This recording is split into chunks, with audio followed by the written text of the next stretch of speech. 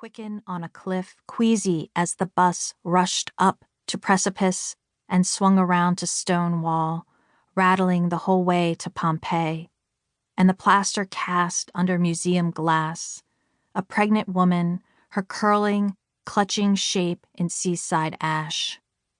The patron saint of Pompeii weighs his penis in fresco, ochre, carbonate of copper, the soap of limestone polished off with wax. His monstrously red member made me nauseous, nervous. Another penis, modestly sized, brought me to tears, digitized and ghostly gray on the ultrasound screen. Now I sit vigil under a sky of shifting indigo, a rabbit dilated in the present participle, dying. I told them my dream. The baby wailed, rivulets of ash streaking his cheeks, but they sealed their ears against me. I told them my stomach swung open like a refrigerator, and I plucked him out, my doll, with unblinking obsidian eyes. The tour guides of Pompeii said to shelve him a while longer, and I agreed, but first I peeked between his legs to make sure. And there it hung, tiny and too pink, a little tongue that told me nothing. Portrait of the artist as a 12-year-old girl. I should write my breasts were brand new blossoms, but they were stones.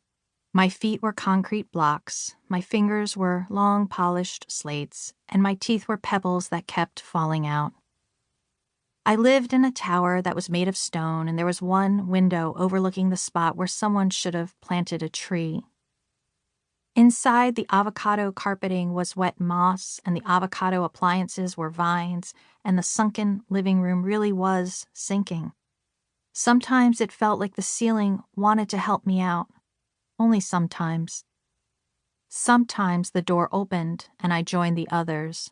We prayed over oatmeal. And then I walked to school. I had a red binder, the wrong kind. The rings never aligned. There was no satisfying click.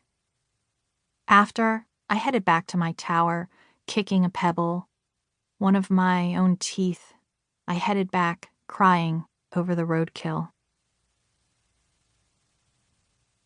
Portrait of the artist as a squirrel. It gets dark early and dark gnaws, like the furred squirrel of my mind, coiled and crouching, with its jagged tail less shadow than once half gnawed, darting and shivering with senseless pauses, startled still in front of the barreling trash truck, should've, freezing in front of the black dog's open jaws. Portrait of the artist speaking Viking. She did what we have all threatened to. I'll beat my head against this windshield, just watch me. I spotted the woman parallel parking with gas guzzlers honking, shrilling, shut up, I can't fit, just before her forehead burst open. The smear on the windshield, a Viking might have named it Rage Blossom. And who hasn't picked this blossom to pieces? Petal after petal, the world loves me not. We all gaped at the bloody glass, in thrall to her rage, in thrall to the Vikings who buried their dead under the weight of mouth snakes, within the language of the still living. Our anger was their word for grief, and here's where grief will get you.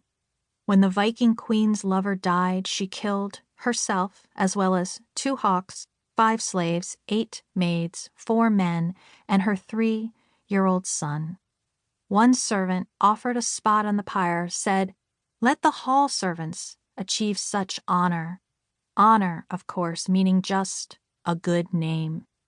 There's a good name for everything. This sky candle setting, these fender benders proliferating, even my own road rage. I'll slash the neighbors, stick it to that brown noser, sack the supply closet, burn that paper pusher alive. Some afternoons on the auto sea, I plunder Kettings, and some afternoons I am keening